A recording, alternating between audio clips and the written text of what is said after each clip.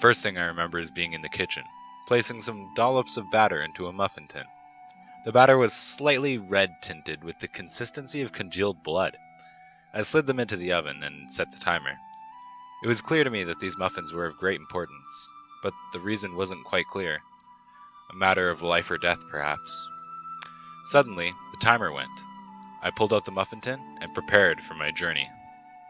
After putting the muffins in my satchel and grabbing a Red Riding Hood, I clambered onto my horse, named Beefy, and set out along the path to my grandma's house.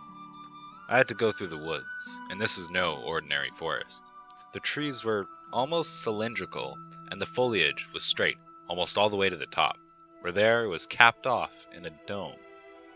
I didn't think much about it, though. I just focused on getting to my destination. I was so focused that I didn't see what was coming fast enough. Lying in the middle of the path, a pit covered in leaves. I tried to steer Beefy around it, but there was no hope. We were going too fast.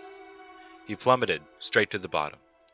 I almost went with him, but managed to catch the edge in time. Thankfully, also with the muffins. Despite the loss of a trusty steed, nay, a friend, I knew I needed to press on. After a few hours of mindless trekking, I finally came across the clearing that indicated I arrived at my destination. The house was small, but spacious enough for one person, I guess. It was colored in red, yellow, and brown, like some sort of home for clowns.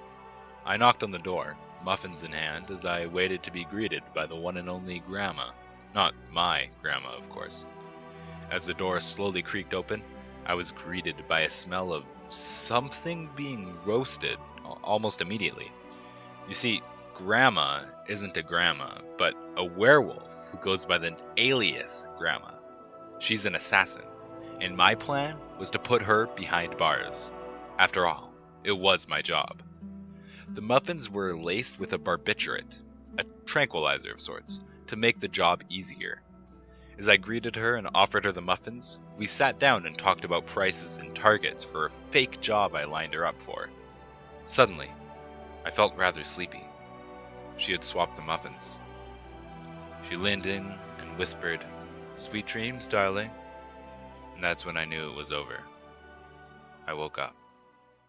That's something, all right. That story has some interesting implications. Like what? Well, for starters, the muffins. In real life, does your grandma like muffins?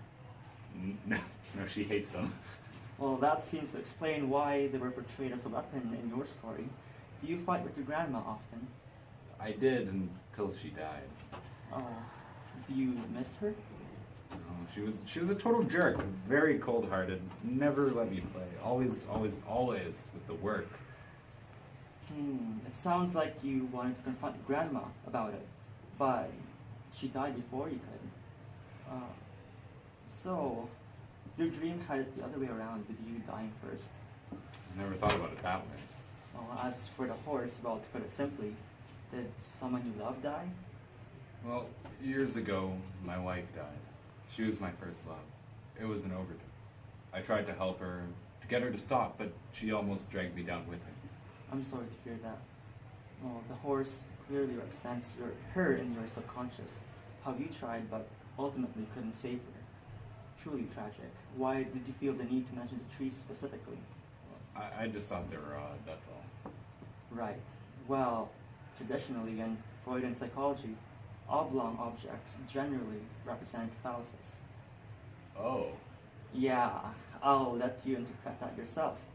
You said the house was red, yellow, and brown? Yeah, seemed a little strange, so I thought I'd mention it. What does it mean, Doc? Well, red could represent passion or anger perhaps, clearly directed at your grandma. Yellow and brown usually represent urine and feces. That in turn is connected to childhood, specifically one of the stages of psychosexual development. Perhaps it was around that time that you started to have conflicts with your grandmother. Ow. That's pretty weird, Doc.